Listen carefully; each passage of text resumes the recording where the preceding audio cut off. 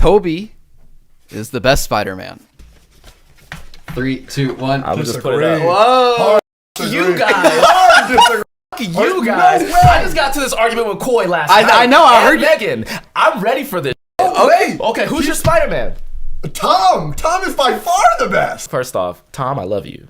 We've met. You don't even remember me, so I don't even feel this bad about this. Tom, and I hate to say it again, is Tony Stark Jr. It took 3 movies for him to get to where he is. It took 3 movies for him to get to where he is. And first off, Tom is, oh, hey, Mr. Stark. He's Morty. He's Morty. He's, oh my God. And Tony Stark is Rick. That's what it is. And I love him, and I love that we finally got to where he is now. However, I never got the underdog sense from Tom. I never did. I got it in outside of Civil War. Civil War is the best that Tom has ever been. Civil War is the best representation of Spider-Man they've ever done. And that's true. And he's great in Infinity War, but too. You gotta keep that same energy, bud. You gotta keep that same energy. I think Homecoming is awesome, and I think No Way Home is one of the best MCU movies. It is awesome. Debatable. But for No Way Home. But look, Toby, man, look, let me see. Toby, and I've been saying this all the time. Toby, we think of Peter Parker, right? We think of Peter Parker Spider-Man as the underdog. He's the guy who struggles to be Spider-Man, right? Spider-Man leaks into his real life, and it makes him suffer for it. Tobey Maguire suffers all throughout those freaking movies.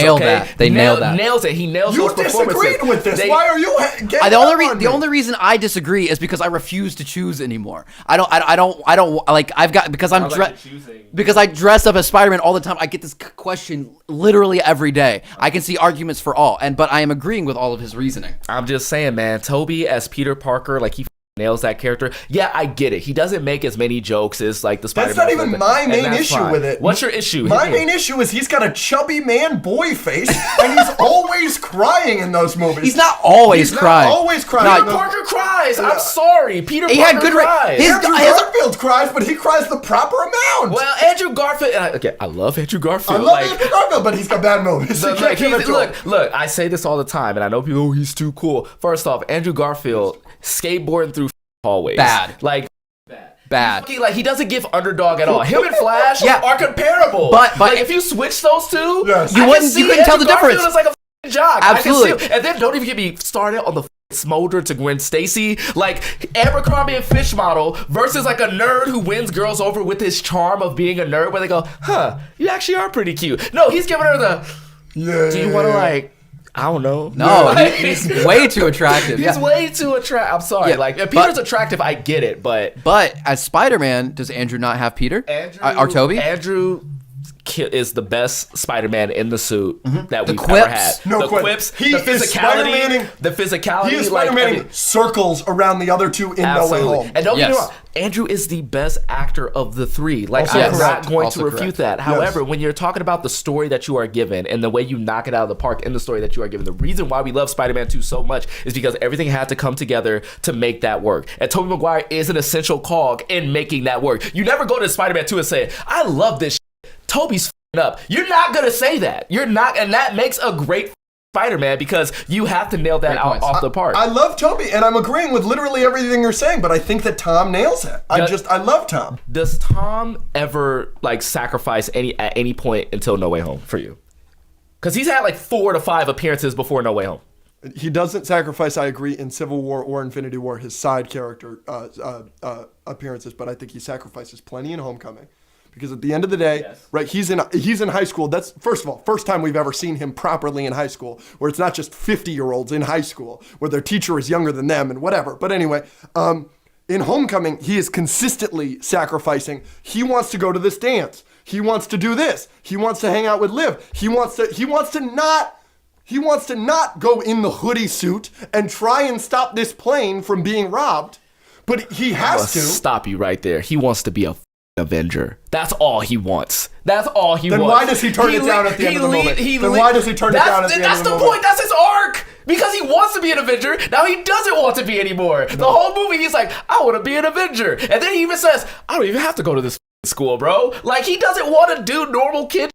That's the thing about Spider-Man wants to be normal. He wants the girl. I feel like he Tom does want to be normal. He does not. He wants to be the opposite, which is the Avengers. That's why he's constantly calling Tony Stark, going like, "Hey, Texting happy all day," because he wants one thing. That's not Spider-Man. That's every kid's dream. I get it, but that's not Spider-Man. We were talking about this earlier. At the end of No Way Home is when we finally feel Spider-Man. We get the normal suit that he made himself, swinging through New York. He's in an apartment that he's struggling to pay for by himself. Yep. Now I feel like we're starting with Spidey. Yes. It's an interesting, like they tried something different with the MCU trilogy, and I understand why they did it. I just didn't necessarily like it that much. I love how we started off with Tom Holland, and everyone was so happy that we weren't getting an origin story, but we were actually getting an origin story. Yes. Because Aunt May finally gave him the Uncle Ben lesson where he finally like learned that. And I was just kind of like, they duped us. All right. They duped us. Here we go. You're good? We're ready? Next one. Clint should have died instead of Natasha. Ooh. 3, 2, 1. Disagree. Yep, disagree. That was a great ending for her. Yeah. Plus, like Natasha had gotten more like screen time. Like we've kind of like been with her journey a little bit more. And Clint, even after Hawkeye, I still think has a far way to go for us to like truly connect with that character. I don't think we've learned enough. We still got a Black Widow movie, and it would have like the Hawkeye show wouldn't have made sense if that had happened. And I'm glad we got the Hawkeye show. I disagreed with that statement. I still think it would have been Natasha, but I do want to make a statement that I think it would have been perfectly fine if they did kill Clint, because he does murder all those people, and it would make sense to not have this mass murderer. I'm gonna say this: Natasha was also a murderer. Also true. It was just recent. That's why I remembered it. You're absolutely right. And that's the only reason. You're absolutely right. Thanos is a better villain than Ultron. Oh. 3, 2, 1. I think we're all going to agree with that. Yeah, that's pretty easy. What kind of question was that? Do they believe that Ultron's a better villain? I don't know. Is that comic speaking? It's still Thanos, but it's still Thanos. Yeah, I don't think Ultron wins in any capacity. No, yeah, probably. Unless we're talking about like Infinity Ultron, and we're having a different. This one, we're going back to Spider-Man for just a second. MCU Spider-Man lacks the authenticity of what made Tobey and Andrew great. Okay. 3, 2, 1. Yeah. No way. Yeah. Again, it's the same conversation we had, so we can move on. He is the most privileged fucking Spider-Man ever. Until No Way Home, and then everything changes. Yeah. Killmonger would be the better replacement for T'Challa as Black Panther. Oh my god. 3, 2, 1. Boom. Disagree. Yeah. Yeah. I understand what they're trying to say here. Can I say something? Let Killmonger go. Like, he was right. We get it. Like, but you don't want that man running your country. His arc was destructive. He destruct selfly, and he's out of there. Yeah. It was a beautiful arc.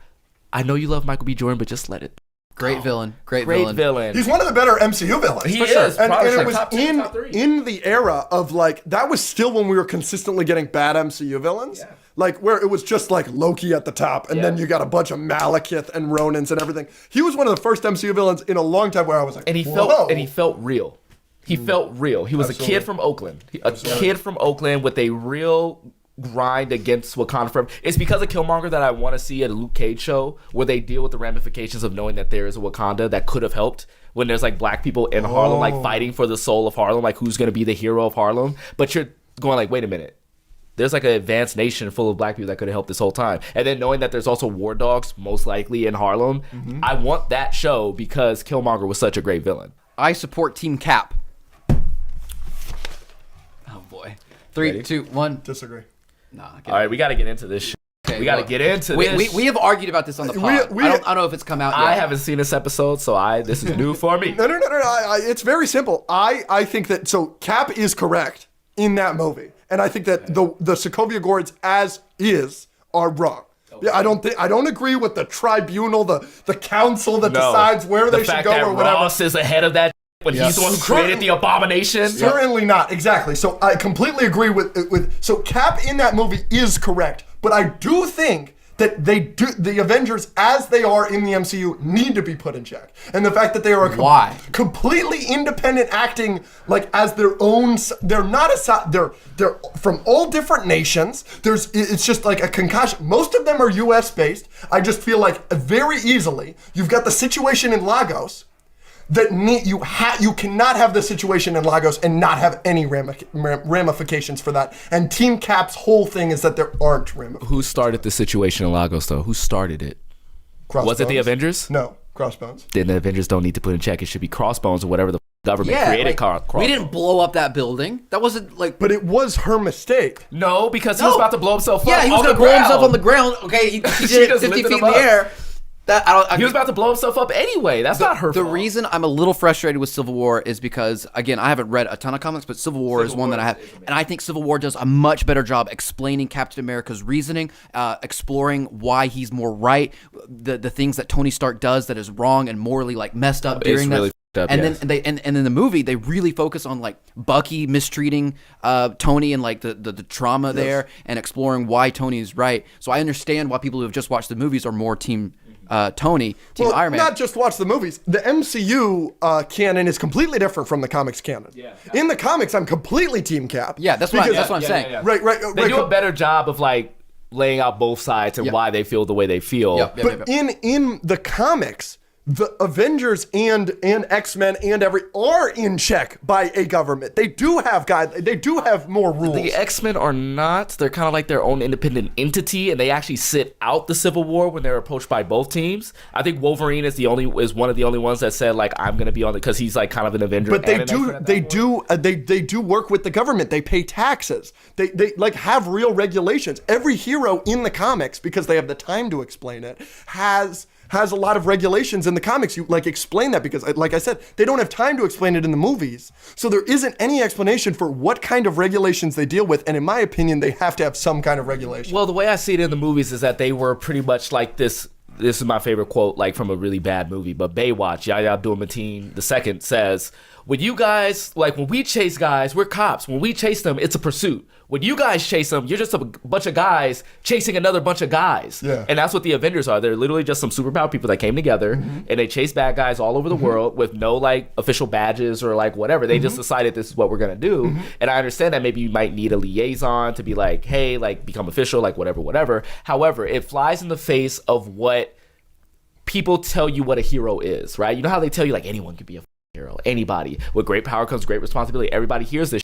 Everyone can do the right thing. All of a sudden that goes out the window when the people who are doing the right thing, right? Because the cops can't do shit. We saw that in first Avengers. Correct. When the cops said like, oh, the National Guard is coming. Do they even know what's happening here? Do we? They're clueless. And if it wasn't for the Avengers, they would be toast. Yep. And they would have been toast at the hands of their own government because they was about to blow the shit up. That's what I'm saying. Why do we want to give them power? And then at the same time, Ross said, remember what happened in New York? Do you remember what happened in New York? That's all you would have killed right there. You would have killed millions of people. You know what I'm saying? If it wasn't for us. But Tony was the one who stopped it. So what I'm saying is that yes, we understand that these are people that who literally just decided like, oh, we're gonna go to Russia, we're gonna fight like Hydra and all that type of shit. But at the same time, you know, who else is gonna do it? Yep. And the way I see the government, you guys are already corrupt as Hydra was just revealed just last year.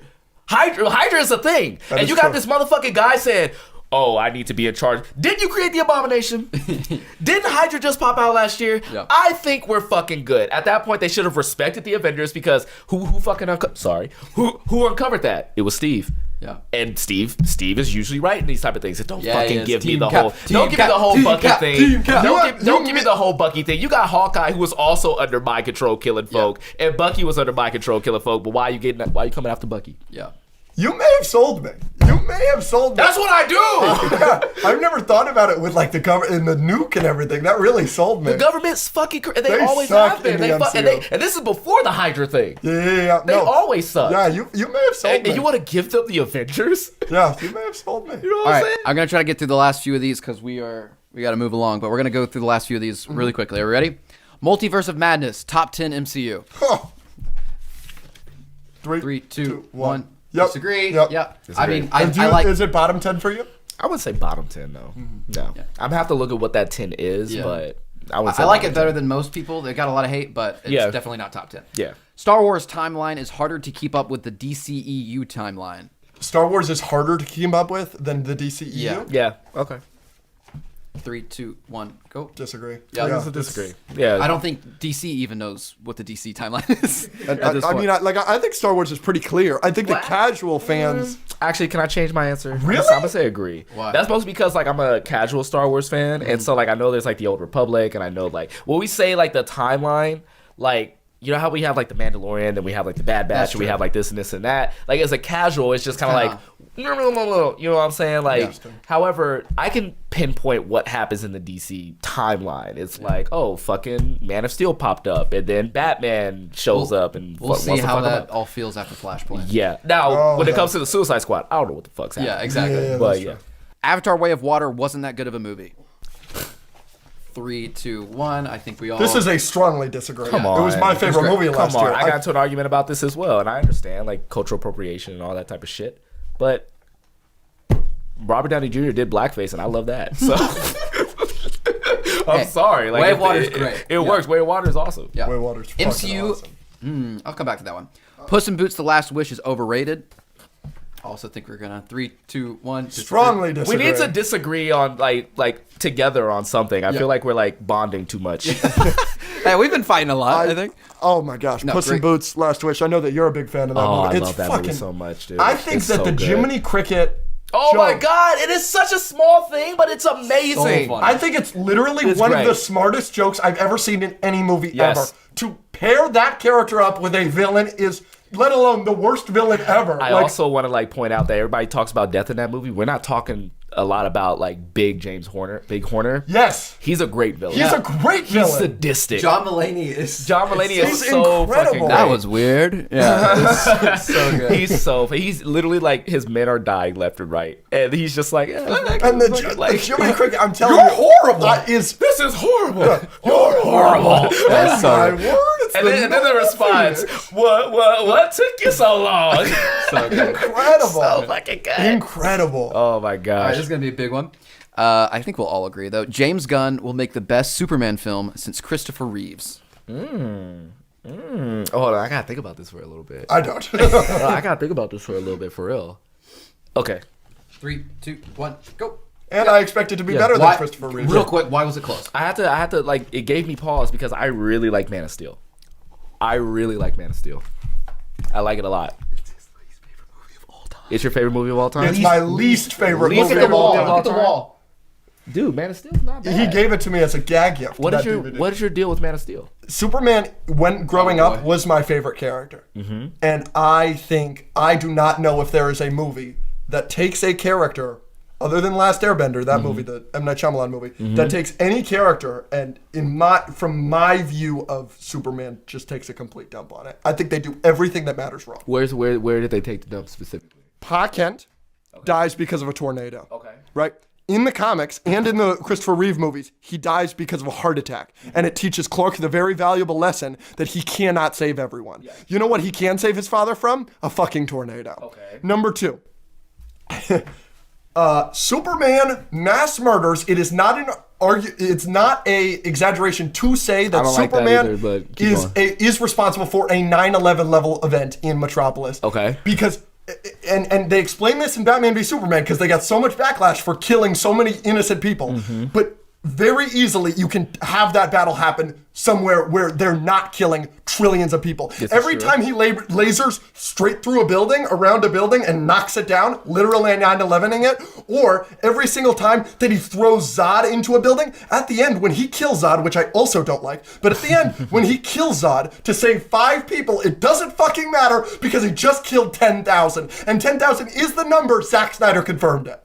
So that's number 2 and 3 of like the 3 main reasons that I strongly dislike that movie. But it comes down to, at the end of the day, they took Superman and they made him Batman. I don't know if you saw the Superman and Lois show. I haven't seen it, but I did see the trailer. And when the kid, when he saves the car, and it's the original comic panel. And he walks over to the kid after? And then he goes right up to the kid and hands him back his hat. And here's Nice the kid. cape. Here you Yeah, go, my buddy. mom made it. My mom made it. And smiling and flies off. Refreshing. Man of Steel Superman never does that. Never smiles. He's always upset. And that is not Superman.